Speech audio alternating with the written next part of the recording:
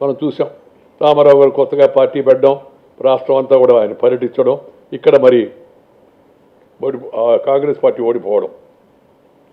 85లో కర్ణాటకలో శాసనసభకు ఎన్నికలు జరిగాయి. ఎన్నికల్లో 224 స్థానాలకు గాను 139 స్థానాల్లో శ్రీ రామకృష్ణ హెగ్డే గారి నాయకత్వాన్ని జనతా పార్టీ గెలిచింది. అదే ఎన్నికల్లో కేంద్రంలో వెంటనే ఎన్నికలు జరిగినా కూడా ఆ ఎన్నికల్లో కాంగ్రెస్ పార్టీ గెలిచింది. అంటే అర్థం ఏంటంటే ఈ ఒక్కొక్కసారి ఒక్కొక్క రకంగా అదే 99లో అక్టోబర్లో ఎన్నికలు జరిగితే కర్ణాటకలో అక్కడున్న ప్రజలు శ్రీ ఎస్ఎం కృష్ణ గారి నాయకత్వాన కాంగ్రెస్ పార్టీని గెలిపించారు. అంటే ఎప్పటికప్పుడు ప్రజల ప్రభుత్వాల పనితీరును, పార్టీల యొక్క నడవడికను గమనించి ఓటు వేస్తున్నారు, ఎక్కడ ఎవరి వలన ఉపయోగం ఎక్కువ ఉంటుందని ఆలోచిస్తున్నారు అనే దానికోసం ఉదాహరణ చెప్పాను నేను. అయితే అప్పుడు ఇందాక నేను చెప్పినట్టు ఎస్ఎం కృష్ణ గారి నాయకత్వాన మరి 224 గాను 132 స్థానాలు కాంగ్రెస్ గెలుచుకుంటే కేంద్రంలో మాత్రం ఎన్డీఏ 269 స్థానాలు గెలుచుకుంది. ఓటర్లు స్థానిక జాతీయ ఎన్నికల్లో ఆ జాతీయ అంశాలపైన, ప్రాంతీయ అంశాలపైన ఆలోచించి ఒక అవగాహనకు వచ్చి, ఒక నిర్ణయానికి వచ్చి ఓటు వేస్తారని చెప్పడం కోసం మాత్రమే ఈ విషయాన్ని నేను చెప్పాను. ఇటీవల చూడండి మీరు, తెలంగాణలో 2023 నవంబర్న 30 ఎన్నికలు జరిగాయి. ఆ ఎన్నికల్లో కాంగ్రెస్ పార్టీ అధికారంలోకి వచ్చింది. బీజేపీ గెలుస్తుంది అనుకున్నది ఓడిపోయింది. ఆ తర్వాత కొద్ది నెలల కాలం తర్వాత నిర్వహించిన సాధారణ ఎన్నికల్లో భాజపా 9 లోక్సభ స్థానాలు గెలుచుకుంది. అంటే ప్రజలు నేను ఇందాక చెప్పినట్టుగా ఏ ఎన్నికలో ఎవరికి ఓటు వేయాలనే విచక్షణ, వివేచన, వివేకం, తెలివి, సమయస్ఫూర్తి ప్రజలకు ఉన్నాయనే విషయం మనకు స్పష్టంగా అర్థమవుతుంది. అందువల్ల సగటు భారతీయ ఓటర్ల యొక్క తెలివిని, వివేచనను తక్కువగా అంచనా వేయవద్దు అని నేను దేశంలో ఉన్న అన్ని రాజకీయ పార్టీలకు విజ్ఞప్తి చేస్తున్నాను. ఈ జమిలీ ఎన్నికలు జరగడం వలన, ఒకేసారి ఎన్నికలు జరగడం వలన, అందరూ గట్టిగా కృషి చేయడం వలన ఓటర్ల పాల్గొనే యొక్క సంఖ్య కూడా పెరిగిందని మనకు డేటా చెబుతూ ఉంది. 1999లో కర్ణాటకలో, ఆంధ్రప్రదేశ్లో ఓటు హక్కు వినియోగించుకున్న వారి సంఖ్య 11.5% సైమల్టేనియస్ ఎలక్షన్ జరిగినప్పుడు పెరిగిందనే విషయం మనకు అర్థమవుతుంది. 68, 69లో రాష్ట్ర శాసనసభల గడువు కన్నా రాజకీయ కారణాల వల్ల ముందుగా రద్దు చేయడం, 71లో పార్లమెంట్ ఎన్నికలను ముందుకు జరపడం వలన ఈ దేశంలో అప్పటిదాకా అమలులో ఉన్న ఒకే దేశం ఒకే ఎన్నిక అనే దానికి ఒక రకమైన విరామం, బ్రేక్ పడింది. అంతకుముందు నేను చెప్పినట్టుగా ఒకేసారి ఎన్నికలు జరుగుతున్నాయి. ఈ శక్తివంతంగా కూడా ఉన్నాయనే విషయాన్ని కూడా మనకు అర్థమవుతుంది. ప్రాంతీయ పార్టీలు ఎవరు అధికారంలోకి వస్తే మంచి జరుగుతుంది, ఎక్కడ ఎవరు దేనికి సమర్థులు అనే విషయాన్ని కూడా ప్రజలు గమనించి ఓటేస్తున్నారనే విషయం కూడా మనకు అధ్యయనం చేస్తే సులభంగా అర్థమవుతుంది. జమిలీ ఎన్నికల వల్ల ఫలానా పార్టీకి మేలు, జాతీయ పార్టీకి మేలుని ప్రచారం చేయడం వలన దానికి అంటే మనం ఓటర్ల యొక్క విజ్ఞతను ప్రశ్నిస్తున్నాం, వాళ్ళ తెలివిని. ప్రాంతీయ పార్టీ నమ్మే పార్టీలకు ఓట్లు వేసేవారు కూడా అనేక మంది, కారణాలు ఏమన్నా కావచ్చు, అది సరైనదే కాదని మనం ఇప్పుడు చర్చించలే, కానీ దానికి కూడా తగిన సంఖ్యలో ఓటు వేసేవాళ్ళు ఉన్నారు, వాటికి నిధులు ఇచ్చేవాళ్ళు ఉన్నారు.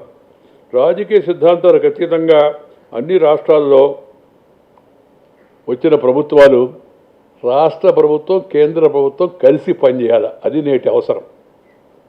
ఎన్నికలు ఎప్పుడు జరిగినా, ఆ ఎన్నికల్లో ఎవరు గెలిచినా centre and state they should have proper communication, proper coordination. They should not go for confrontation. ఇది మనకు అనుభవం చెప్తూ ఉంది. ఘర్షణ కాదు, అంటే వాడు చెప్పిందే వీళ్ళు అదేం కాదు. రాజకీయ భేదాలు ఉన్నప్పటికీ కూడా రాష్ట్ర అభివృద్ధి ముఖ్యము, దేశ అభివృద్ధి ముఖ్యము. దాని దృష్ట్యా ఎవరు మంచి చేస్తుంటే ఆ మంచిని మనం సమర్థించాలా, ఎవరు కాస్త మన దృష్టిలో, వాళ్ళ దృష్టిలో, ఆ రాజకీయ పార్టీ దృష్టిలో చెడు అనుకుంటే దాన్ని వ్యతిరేకించాలా. కానీ అది ఘర్షణకు దారి తీయకూడదు. ఏవి చేసినా సరే మనం ఏం చెప్తే దానికి మేము వ్యతిరేకం, వీళ్ళు ఏమడిగితే దానికి మేము వ్యతిరేకం అనే ధోరణి జాతీయ పార్టీలు, ప్రాంతీయ పార్టీలు, అధికార పార్టీలు, ప్రతిపక్ష పార్టీలు తీసుకున్నాయనుకోండి, దానివల్ల దేశానికి మేలు జరగదు, నష్టం జరుగుతుంది. మనం నేరుగా దాన్ని చూస్తూ ఉన్నాం.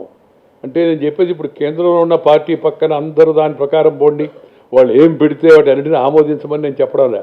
వ్యతిరేకించండి, చర్చించండి. ఒకసారి తీర్పు వచ్చిన తర్వాత ఆ తీర్పుని అందరూ అమలు చేయవలసిందే.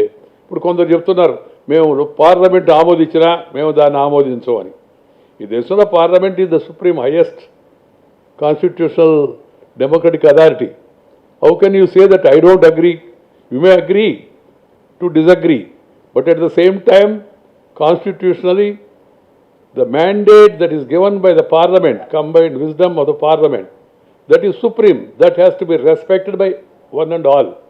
ఈ సూత్రాన్ని కూడా మనం అందరం గమనించాల్సిన అవసరం అంతా కూడా ఉంది. ఈ జాతీయ ప్రయోజనాల కోసం కలిసి పనిచేయాలి.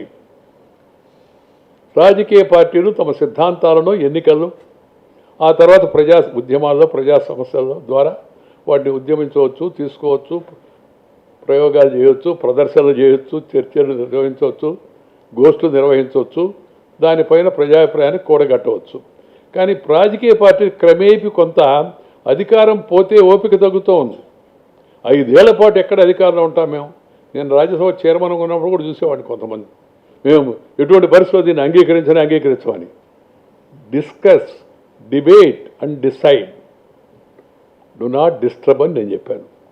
చర్చించండి, మంచి చెడులు విశ్లేషించండి, డిబేట్ చేయండి, ఆ తర్వాత డిసైడ్ చేయండి, నిర్ణయం చేయండి.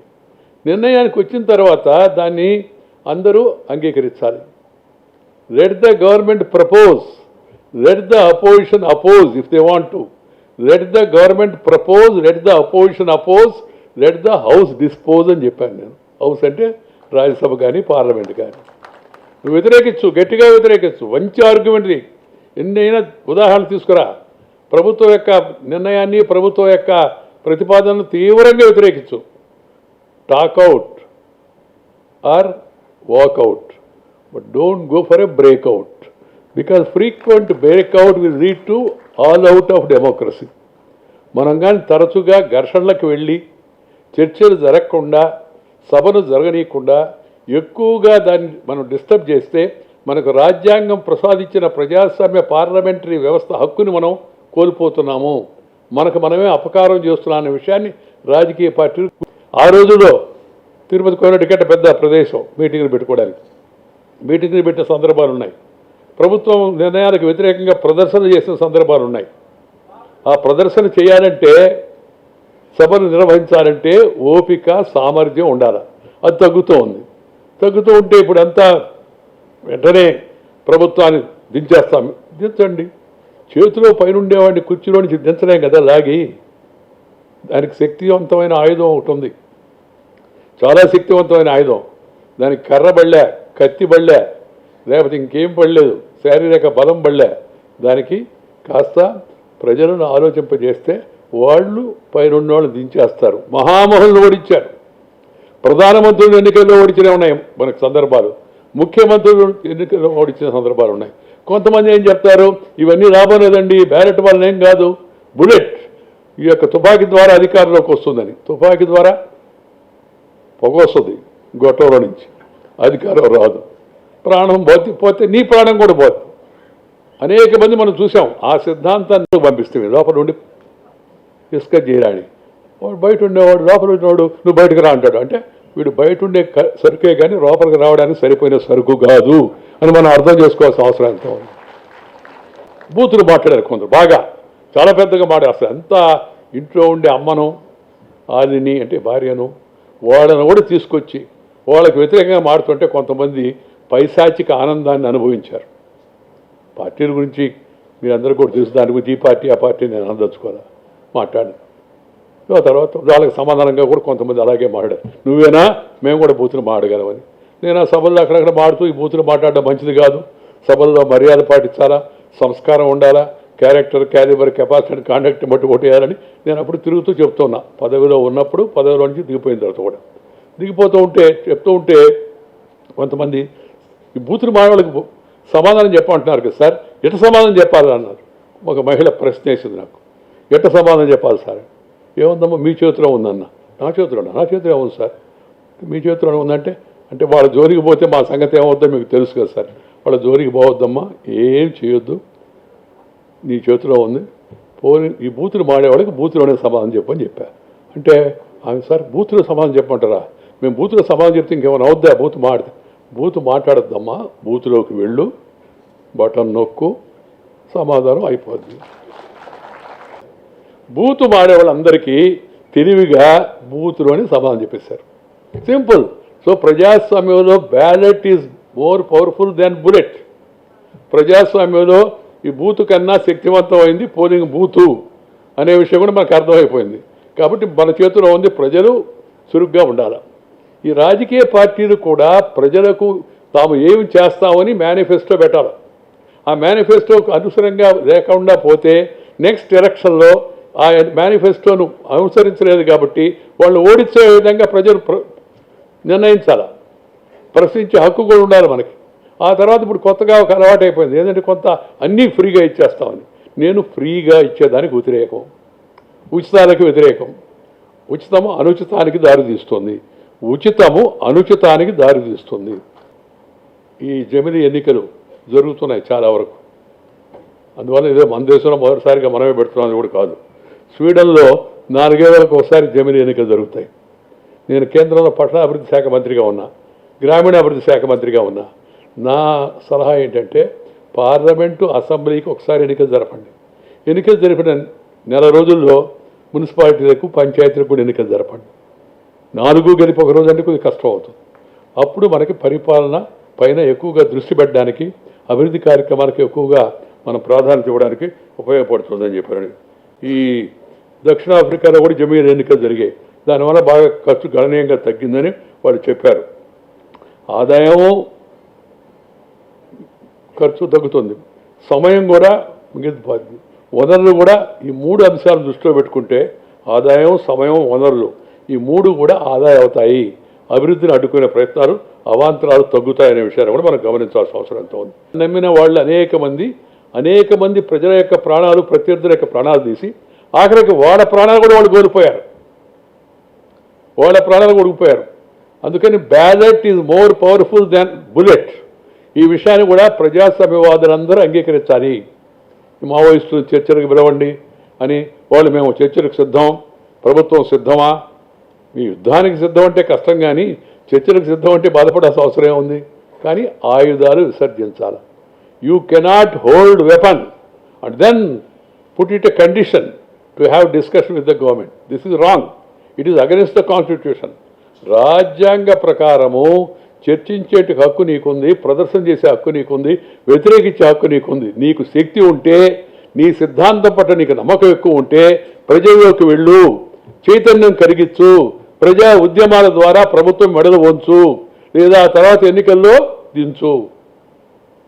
3 లక్షలు గెలవాలా, దానికోసం నేను డబ్బులు వసూలు చేసుకోవాలా, మళ్ళీ పడిపోద్ది, మళ్ళీ ఏమవుతుందో ఉండదాన్ని నిలబెట్టుకునేట అనే కాకుండా నన్ను ఒకసారి గెలిపించారు ప్రజలు, 5 ఏళ్ళు ఢోకా లేదు, మంచి చేద్దాం, ఇచ్చిన హామీలు అమలుపరుద్దాం అనేంటి ఒక స్థిరత్వం, ఒక కంటిన్యూటీ వచ్చేదానికి అవకాశం ఉంటుంది. ఒకటి సైమల్టేనియస్ ఎలక్షన్, రెండవది నేను ఇందాక చెప్పినట్టుగా పార్టీ ఫిరాయింపుల చట్టాన్ని గట్టిగా మనం చేస్తే.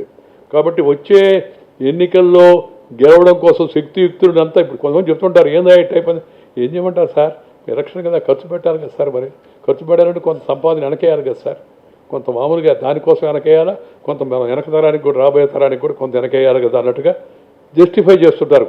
కొందరు కూడా చెప్తుంటారు, అవును పాపం ఆయన అంత ఖర్చు పెట్టాడు మహానుభావుడు, మరి ఖర్చు పెట్టినప్పుడు కొంత తప్పదు కదా అని జనం కూడా రాజీ పడిపోయే మనస్తత్వాన్ని కనిపిస్తున్నారు కొంతమంది. చాలా తప్పది. నువ్వు డబ్బులు ఖర్చు పెట్టద్దు, నువ్వు డబ్బులు వసూలు చేసుకోవద్దు.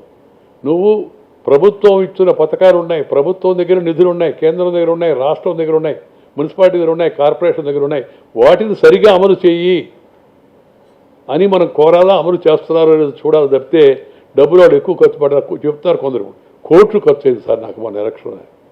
నీతి మంత్రులు కూడా కొంతమంది ఖర్చు పెట్టకపోతే గెలవడేమో అనే పరిస్థితి వస్తూ ఉంది వాళ్ళ. ఇది మంచిది కాదు. ప్రజలు ధనానికి, కులానికి, మతానికి, ప్రాంతానికి ప్రాధాన్యత తగ్గించి నేను చెప్పినట్టుగా character, calibre, capacity and conduct.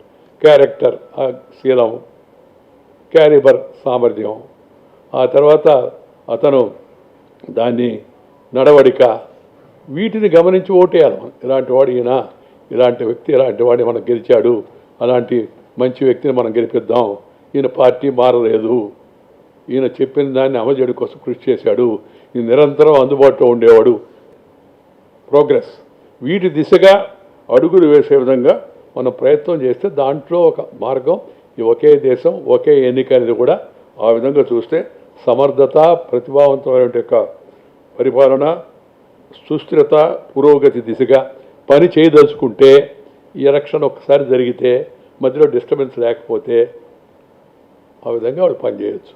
అలాగే కేంద్రం, రాష్ట్రం కూడా రాజకీయ భేదాలు పక్కన పెట్టి ప్రజా సంక్షేమం కోసం కలిసి పనిచేయాలా. అలాగే ఈ యొక్క తమ అభిప్రాయ భేదాలను చర్చల ద్వారా పరిష్కరించుకోవాలా, లేకపోతే ఉద్యమాల ద్వారా ప్రభుత్వాలని మనం నిలదీసే ప్రయత్నం చేయాల్సి ఉంది. ఇవన్నీ కూడా గమనించాలి.